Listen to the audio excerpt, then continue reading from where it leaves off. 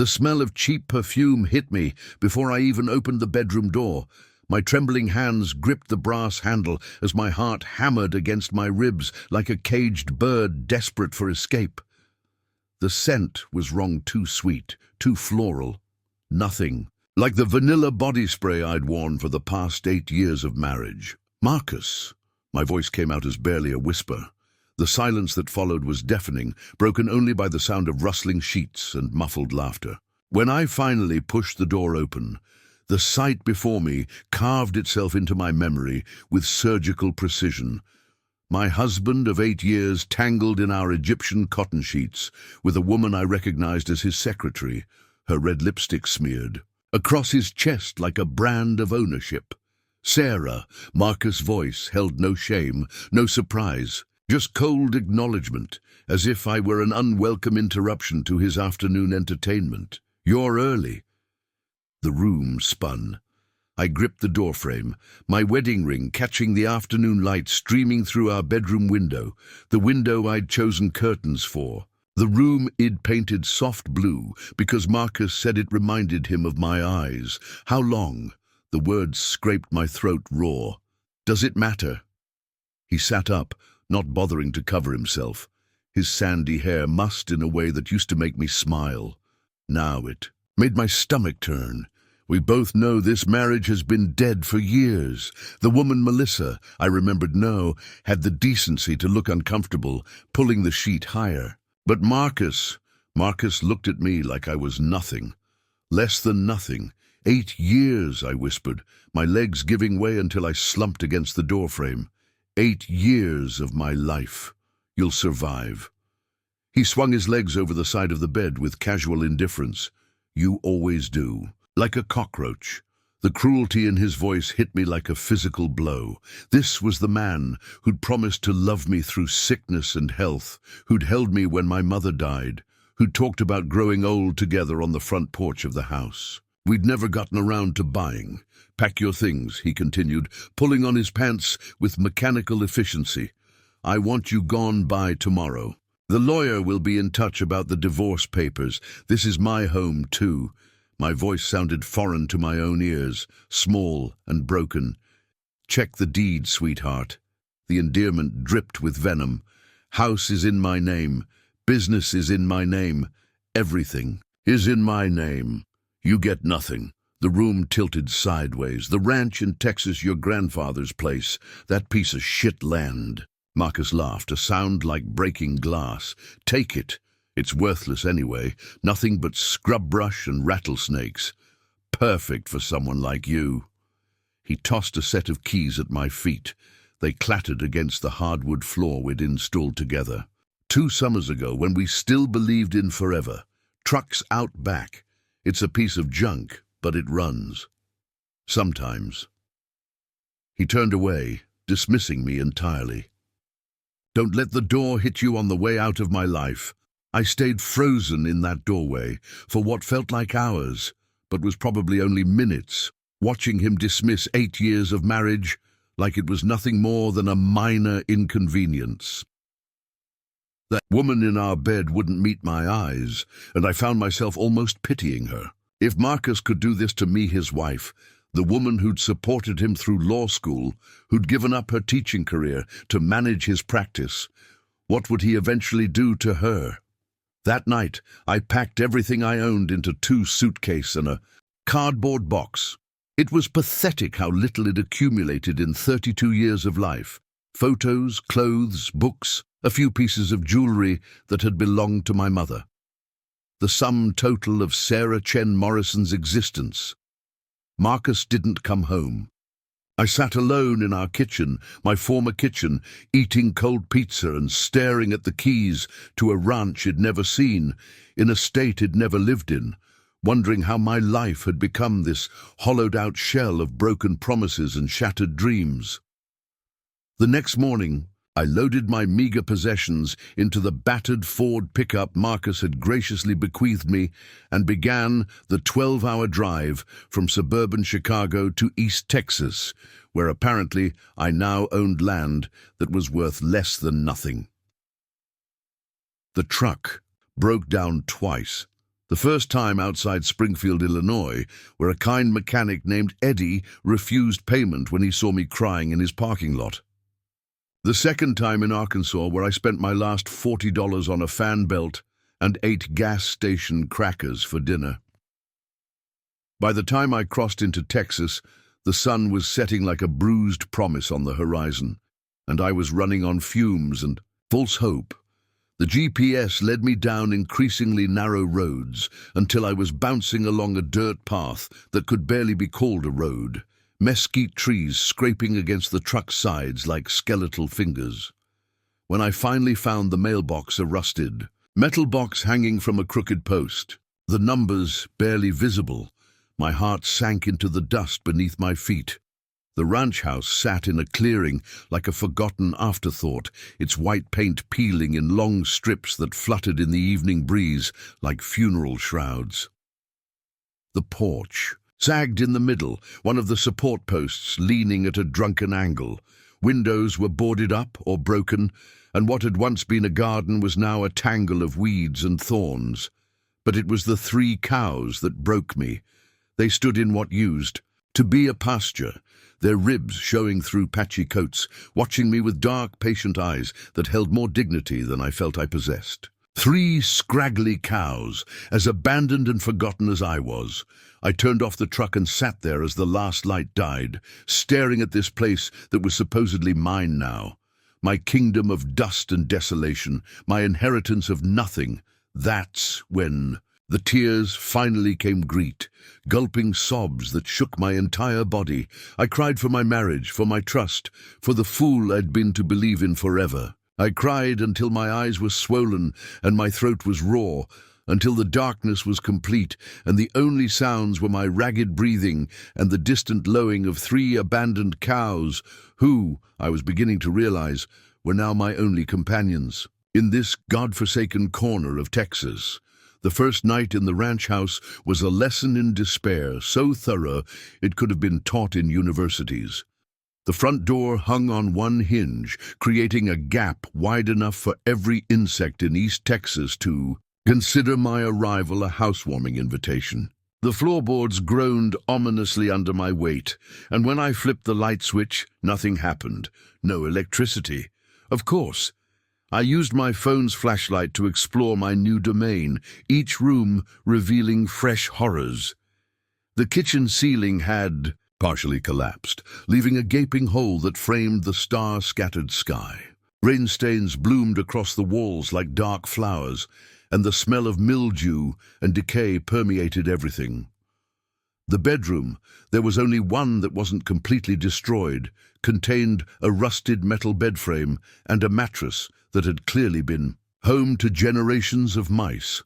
Black mold crept up the walls in organic patterns that might have been beautiful if they weren't slowly poisoning the air. I made a nest of sorts in the living room, using my clothes as padding against the wooden floor, my suitcase as a pillow. Through the broken windows, I could hear coyotes yipping in the distance and the restless movements of the 3 cows who were apparently as homeless as I was.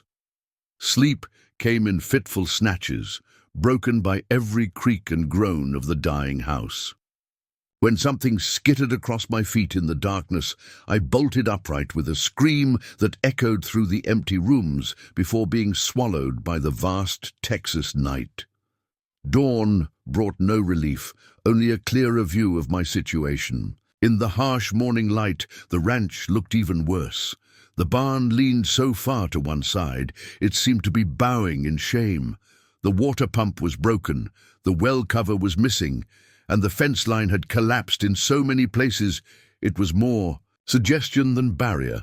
I made a mental inventory of my challenges. No electricity, no running water, no phone signal. A roof that leaked in 4 places, a foundation that was slowly sinking on the east side, broken windows that invited every creature within 50 miles to make themselves at home, a stove that hadn't worked since the Reagan administration, and 3 starving cows depending on me for survival.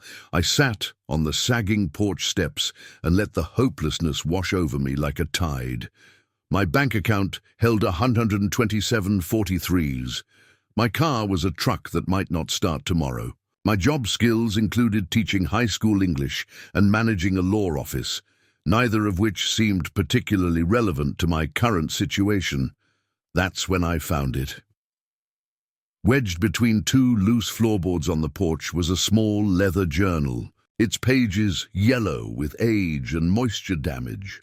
The first entry was dated 15 years ago, written in the spidery handwriting of an elderly man, first day at the ranch. Emma thinks I'm crazy to buy this place, but there's something here worth saving. Land's got good bones, just needs someone willing to do the work.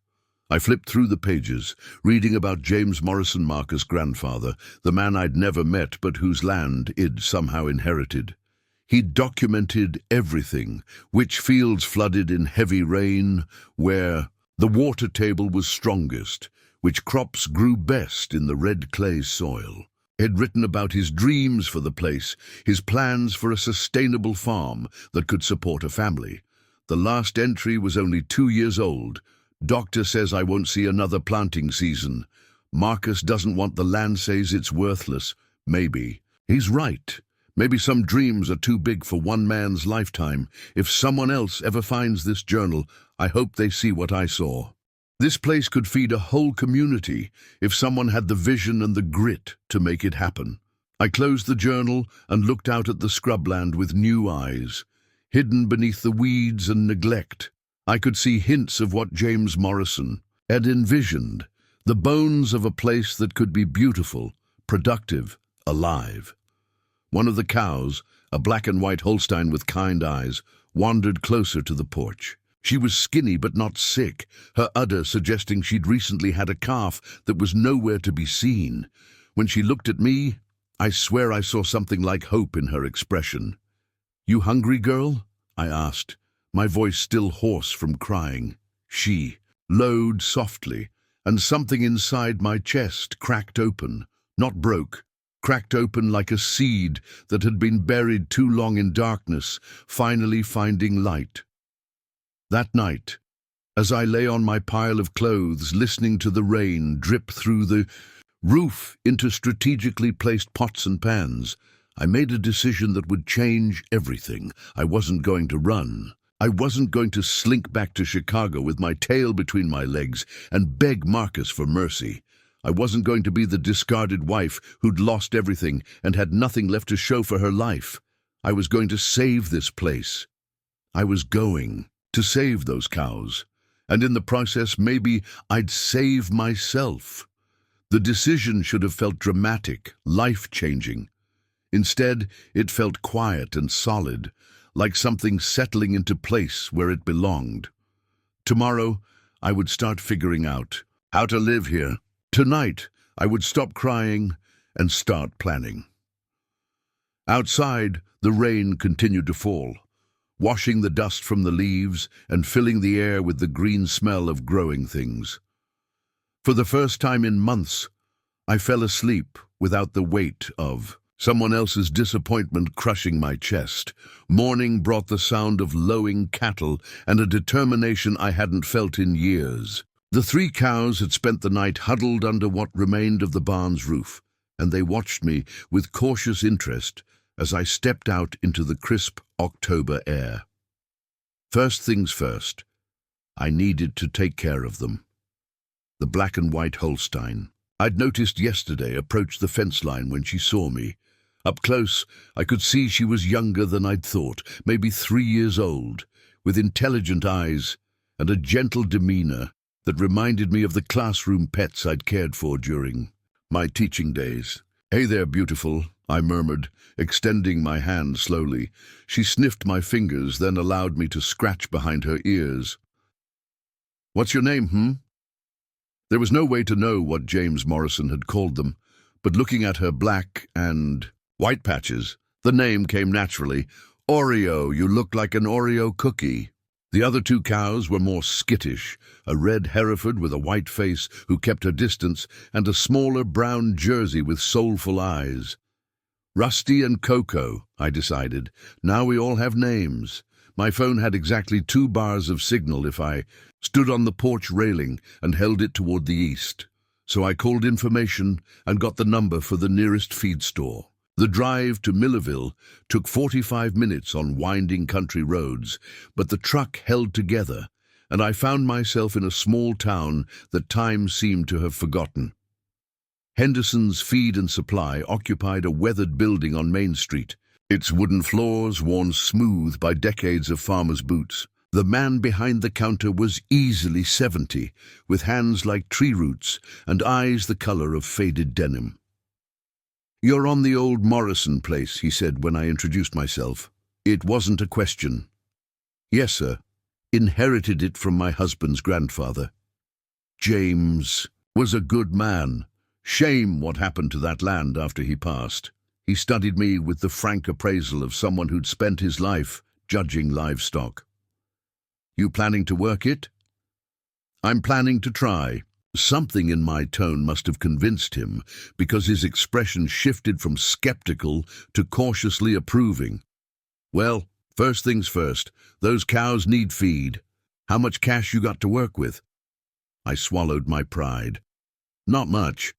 He nodded like this was information, not judgment. "Tell you what, James Morrison's credit was good here for 30 years. I'll extend that to you for basic supplies, hay, feed, what those animals need to survive. You pay me back when you can." The kindness hit me like a physical blow. "I don't know when that'll be. Lot of people in your situation have said the same thing. Most of them found a way to make it work." He loaded my truck with hay bales, grain, and a salt lick. "Name's Bill. Henderson, by the way. My daddy started this store in 1952. Sarah Morrison." The name felt strange on my tongue. I'd been Sarah Chen before marriage, then Sarah Chen Morrison for 8 years. Now apparently I was just Sarah Morrison, a woman starting over in Texas, with 3 cows and a broken-down ranch. Back at the property, I spent the afternoon learning to feed cattle. Oreo was patient with my inexperience, showing me how she preferred her grain scattered rather than poured in a pile. Rusty warmed up once she realized I was the source of food, and Coco revealed herself to be the smartest of the 3, figuring out how to open the gate latch with her nose. That evening I sat on the porch with James Morrison's journal and made my own list. Immediate needs: fix roof, restore electricity, find source of clean water, mend fences. Medium-term goals: build, sustainable income, learn farming, create proper shelter for animals, long-term vision. Adieu. The question marks haunted me. What was I really trying to build here? What did I want my life to look like in 5 years, 10 years? The answer came to me gradually over the following weeks as I threw myself into the work of basic survival. Every day brought new challenges and small victories. I learned to patch a roof using YouTube videos and sheer stubbornness. I figured out how to coax the old generator into providing a few hours of electricity each evening. I memorized the truck's quirks and which roads flooded when it rained. The work was backbreaking. My hands, soft from years of office work, cracked and bled as I repaired fence posts and hauled water from the creek. My back ached constantly, and I fell asleep each night exhausted beyond measure. But something miraculous was happening. I was getting stronger, not just physically, though my body was adapting to the demands of manual labor. Mentally, emotionally, I was discovering muscles I didn't know I had. Every problem I solved, every fence I mended, every small improvement I made to the property was proof that I was capable of more than I'd ever imagined. 3 weeks after my arrival, I woke to find Oreo hadn't come for her morning grain. I found her in the pasture, standing protectively over something small and wet and perfect, a calf, born sometime in the night, black and white like his mother, already trying to stand on wobbly legs. I sat in the grass and watched this new life struggle to his feet, and the tears that came weren't tears of sadness or despair. They were tears of wonder, of gratitude, of something that felt suspiciously like joy. "Look what you did, Mama," I whispered to Oreo, who was watching me with what I swear was pride. "Look what beautiful thing you made." That's when I knew what I was building here, not just a ranch, not just a business, but a place where new life could take root and flourish, where broken things could be made whole again, where someone like me could start over and discover that broken didn't mean worthless.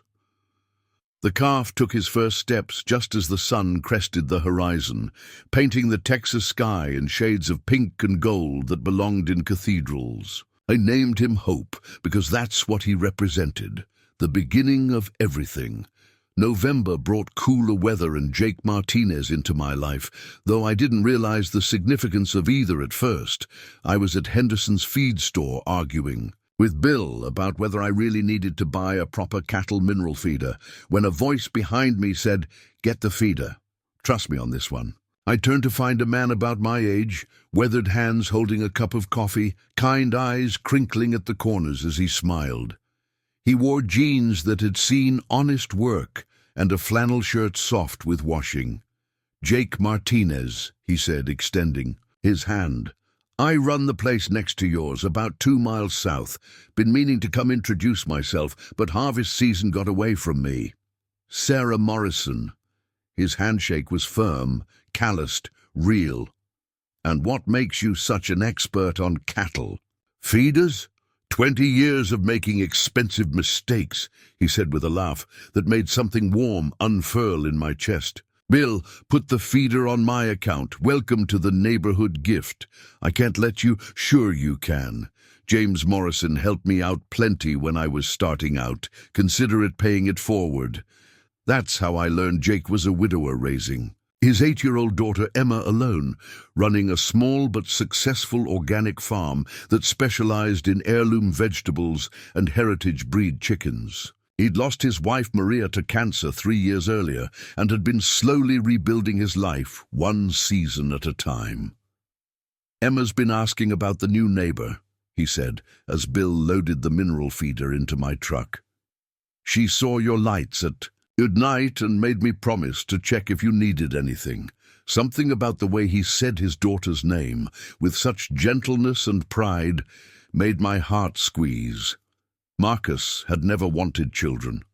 Too much responsibility, he'd always said. Too expensive. "I'd love to meet her sometime," I heard myself saying. "Come for dinner Sunday," Jake said without hesitation. "Nothing fancy, just pot roast and conversation. Emma makes a mean apple crisp." I hadn't had a home-cooked meal in months. "I'd like that." Sunday arrived with the first real cold snap of the season. I spent extra time getting ready, choosing a blue sweater that brought out my eyes, and braiding my hair back in a way that looked deliberate rather than hasty. It felt strange to care about my appearance again, to consider how I might look to someone else. Jake's house was everything mine wasn't, well-maintained, warm, alive. Solar panels gleamed on the roof. Gardens showed the careful planning of seasons past and future, and smoke curled from the chimney like a promise of comfort. Emma met me at the door, a sprite of a girl with her father's dark eyes and her mother's delicate features captured in framed photos throughout the house. She was shy at first, hiding behind Jake's legs, but curiosity won out when I mentioned Hope, the new calf. "You really have a baby cow?" Her eyes went wide. "Born just last week. He's getting stronger every day." "Can I see him sometime?" Papa says.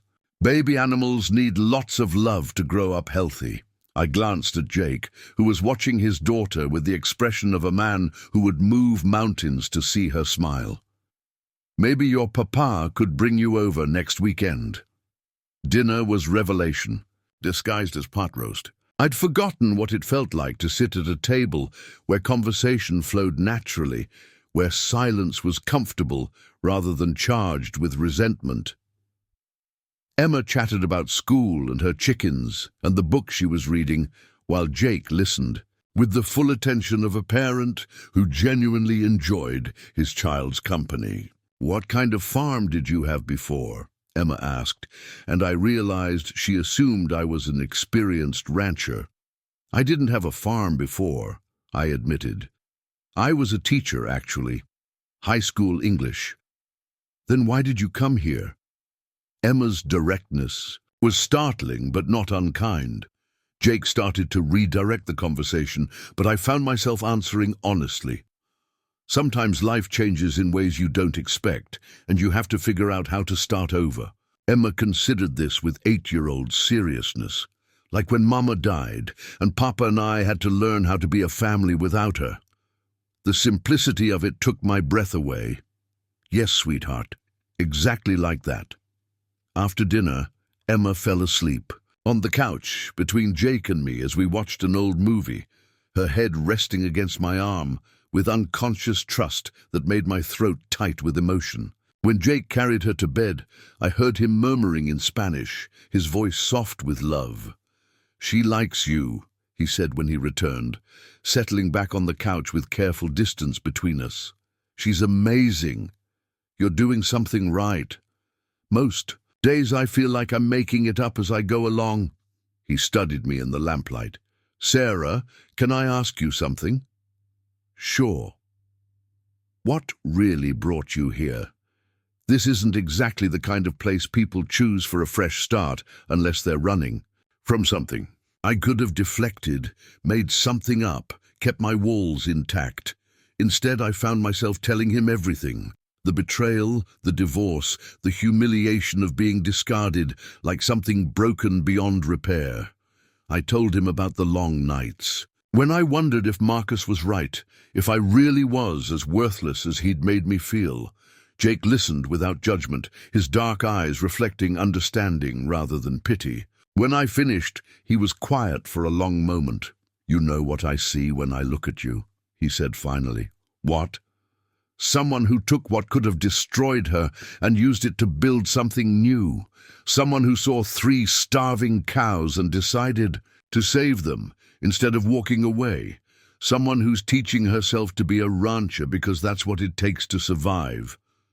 He leaned forward slightly. "That's not broken, Sarah. That's brave." The kiss that followed was soft, tentative, nothing like the demanding passion of my early days with Marcus. This was something altogether different, a question rather than a demand, an invitation rather than conquest.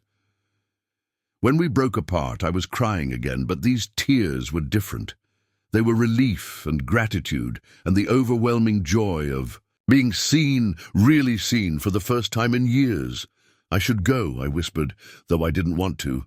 "You should," he agreed, but his hand found mine, fingers intertwining like they belonged there. I drove home through the cold November night with Jake's taste on my lips and Emma's innocent acceptance warming my heart. Hope was sleeping curled against Oreo in the barn, and the sight of them together, mother and child, safe and content, filled me with a fierce protectiveness I'd never experienced before. This was what I was fighting for. Not just survival, but the chance to build a life where love could grow in all its forms. The love between parent and child, the tentative bloom of romance, the deep satisfaction of caring for creatures who depended on you. Standing in my patched-together barn, watching over my small herd, I felt something I hadn't experienced in years: home. Spring arrived like a personal invitation to hope. The pastures greened almost overnight.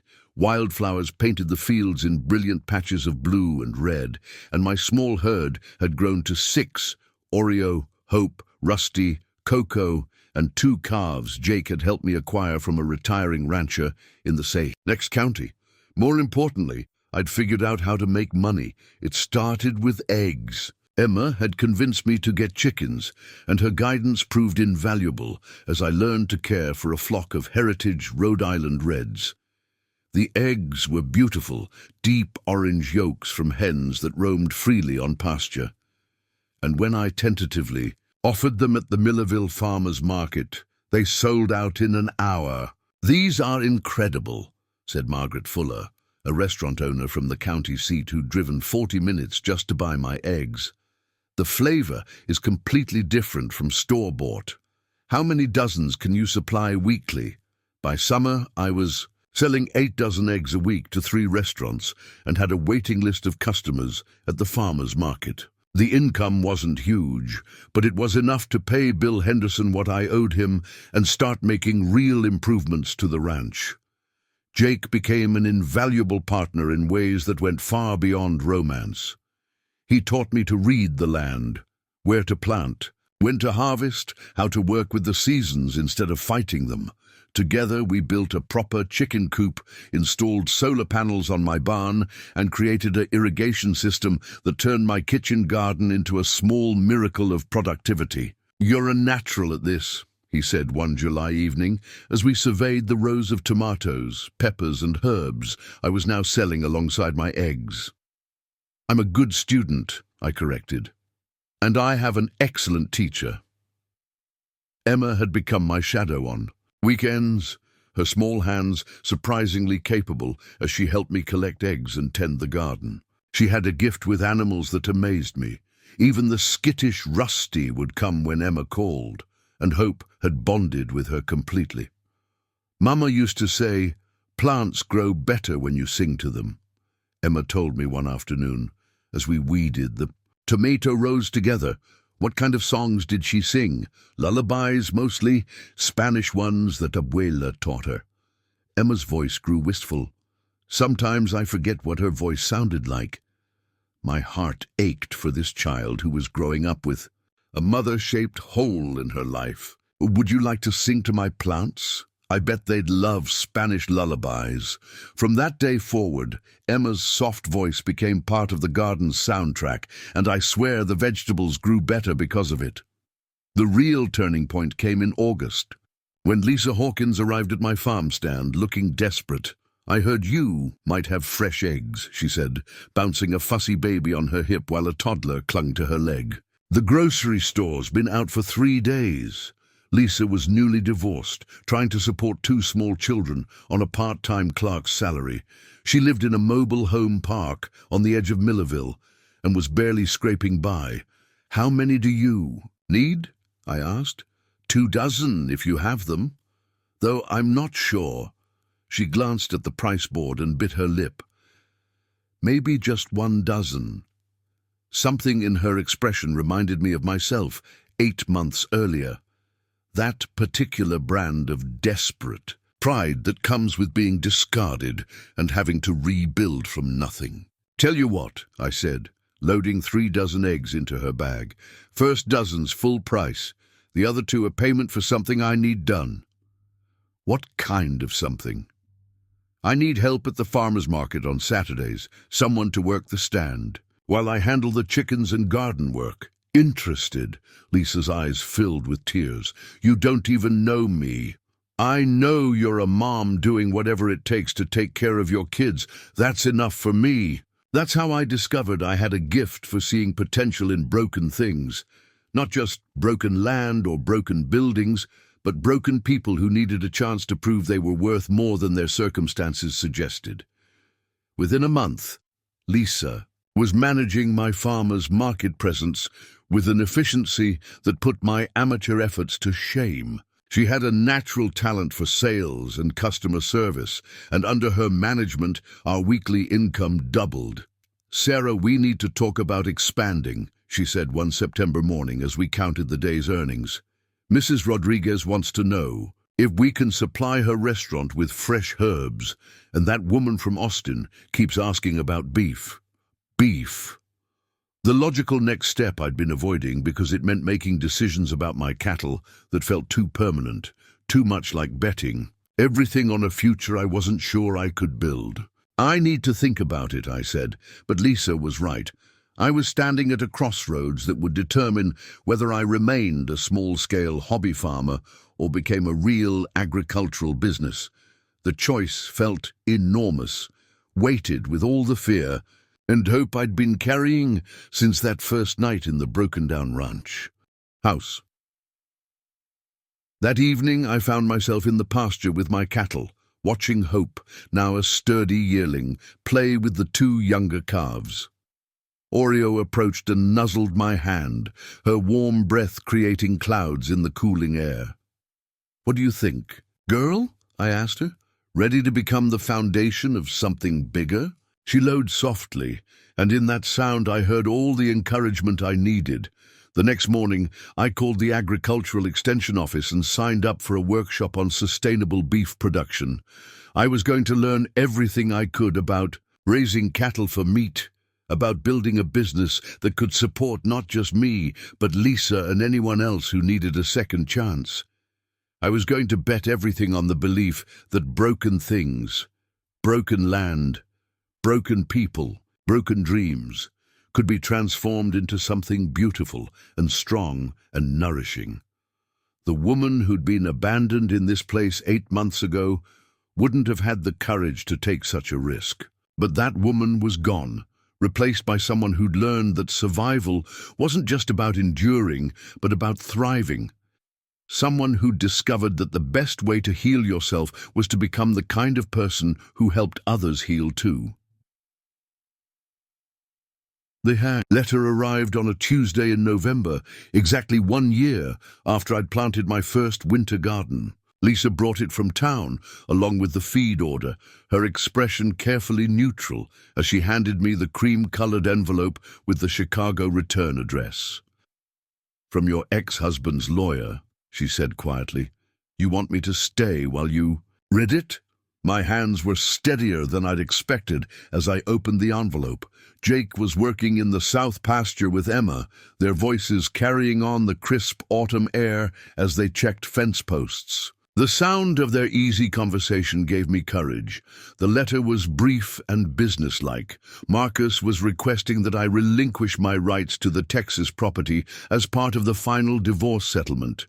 He was prepared to offer me $15,000 for my claim on what he termed the worthless ranch land.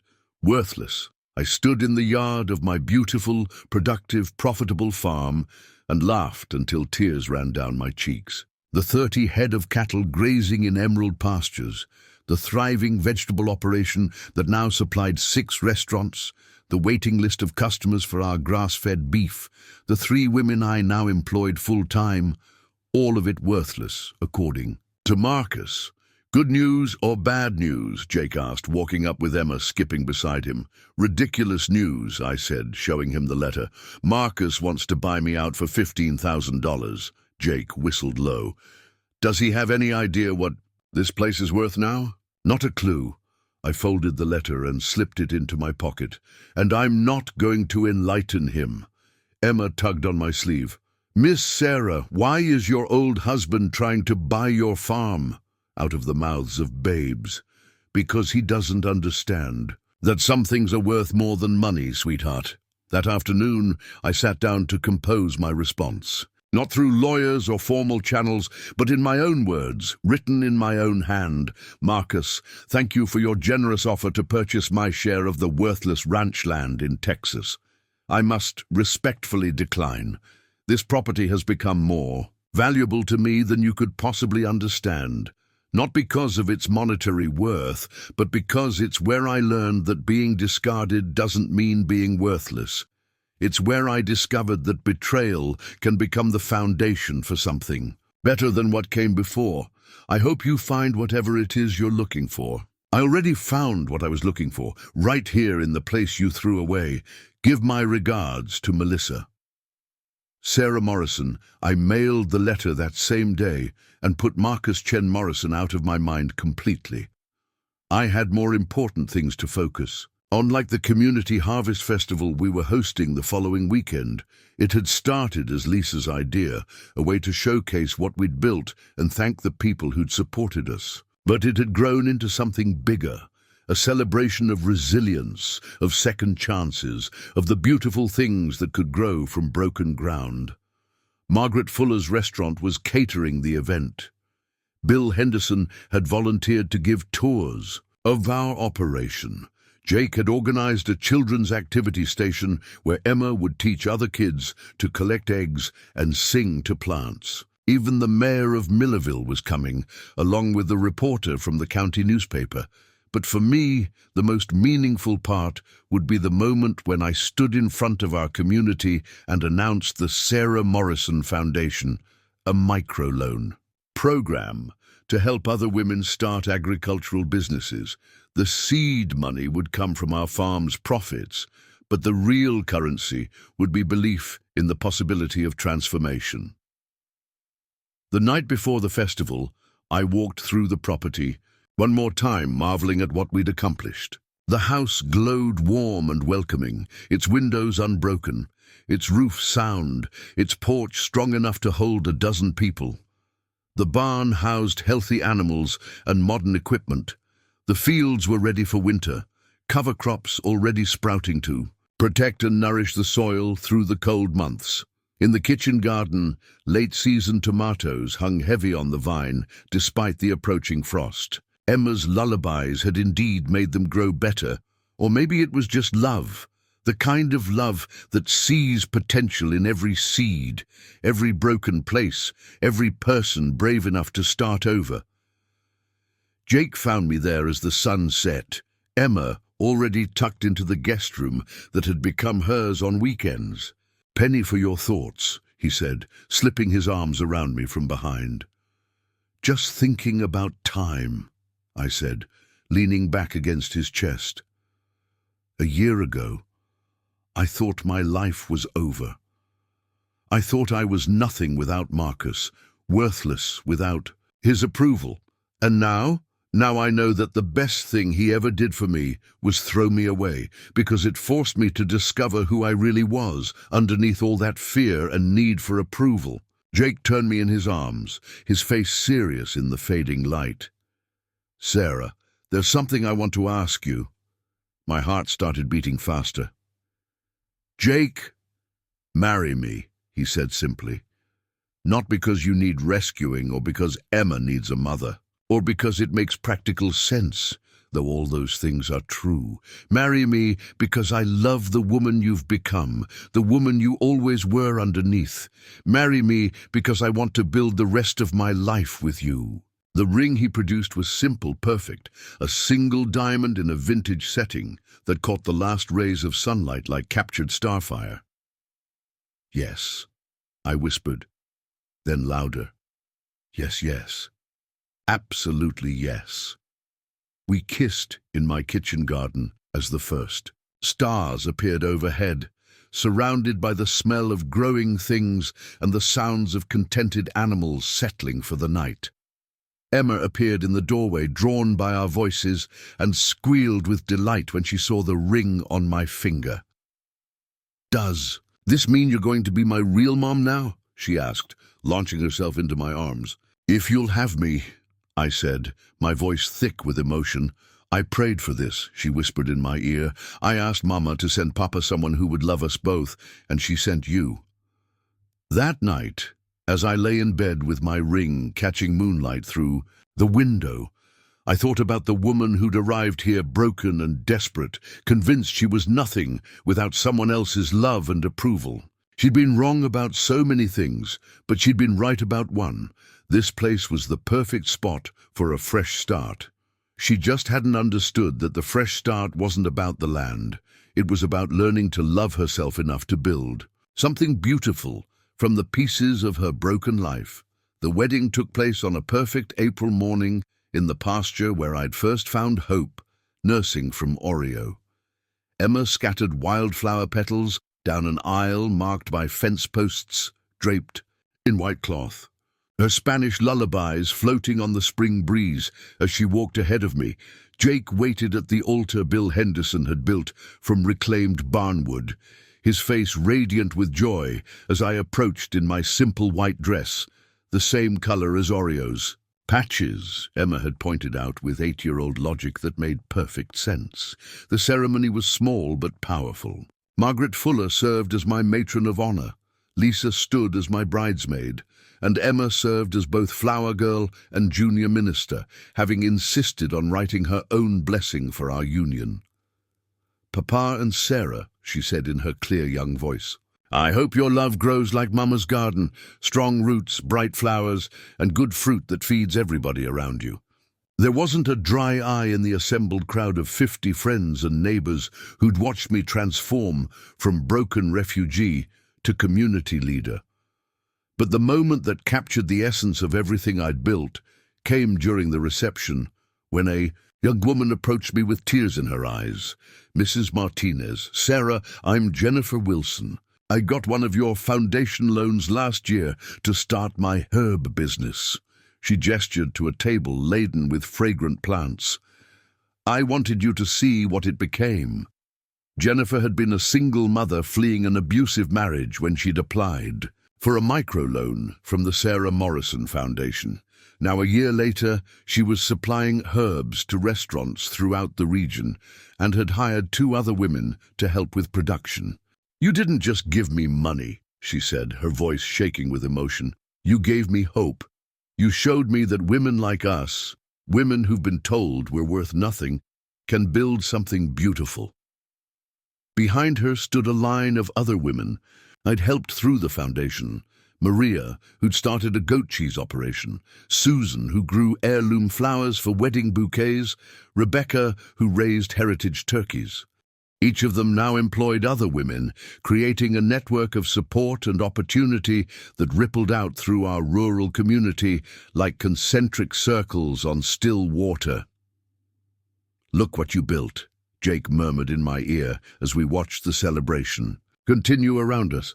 Look at all the lives you've changed." But I was looking at Emma, who was teaching a group of younger children how to properly hold a baby chick, her mother's gentleness combined with her father's strength, creating something entirely new and wonderful. "We built it," I corrected him, "all of us together." As the sun set on our wedding day, I stood once more in the place where I'd arrived 18 months earlier, broken and alone. The house blazed with light and laughter. The barns housed healthy animals and modern equipment. The fields stretched green and productive toward the horizon, but the most beautiful transformation wasn't visible in the landscape. It was in the woman I'd become, someone who'd learned that true strength came not from never falling, but from getting up every time life knocked you down. Someone who discovered that the best revenge against those who tried to destroy you was to build something so beautiful, so vital, so necessary, that the world was better because you'd refused to. Stay broken. 5 years later, I stood in the same spot with my 6-month-old daughter sleeping in my arms, watching Emma, now 13 and wise beyond her years, lead a group of college students on a tour of our operation as part of their sustainable agriculture program. "This is where my mum started," she was saying, pointing to the original 3-sided shelter where I'd first housed Oreo, Rusty, and Coco. She didn't know anything about farming, but she knew how to love broken things back to wholeness. The Sarah Morrison Foundation had grown into a regional network of women-owned agricultural businesses. Our farm supplied beef, eggs, and vegetables to restaurants throughout East Texas. The house Marcus had dismissed as worthless was now featured in sustainable living magazines as an example of how old buildings could be restored rather than replaced. But the legacy I was most proud of wasn't measured in dollars or acres or magazine articles. It was in the women who'd found their strength in these fields, the children who'd learned that broken things could be made beautiful, the community that had rallied around the belief that everyone deserved a second chance. It was in the 8-year-old girl who'd become my daughter, who sang Spanish lullabies to her baby sister and taught her that love could take many forms. The love of blood, the love of choice, the love that grew when broken people decided to heal together. It was in the man who'd seen past my brokenness to the woman I could become, who'd chosen to build a life based on mutual respect rather than power and control. Most of all, it was in the knowledge that the woman who'd been discarded like trash had learned the most important lesson of all. Your worth isn't determined by how others treat you, but by how you choose to treat yourself and the world around you. The 3 cows that had been my first companions were gone now, lived to good old ages, and died peacefully in the pastures they'd helped restore. But their descendants grazed the same fields, part of a herd that now numbered over 100 head. Hope, The calf who'd been my first miracle had grown into a magnificent bull who sired strong, healthy calves year after year. Watching him with his latest offspring, I was reminded that the best gifts we can give the next generation aren't material things, but examples of resilience, courage, and the unwavering belief that tomorrow can be better than today. As the sun set on another day, in the life I'd built from nothing, I whispered a prayer of gratitude to the universe, to James Morrison's spirit, to the woman I used to be, who'd been brave enough to stay when everything in her wanted to run. Thank you for showing me that stranded doesn't mean abandoned, broken doesn't mean worthless, and sometimes the most beautiful chapters of our lives begin with the words, "the end," because every ending is also a beginning if you're brave enough to turn the page.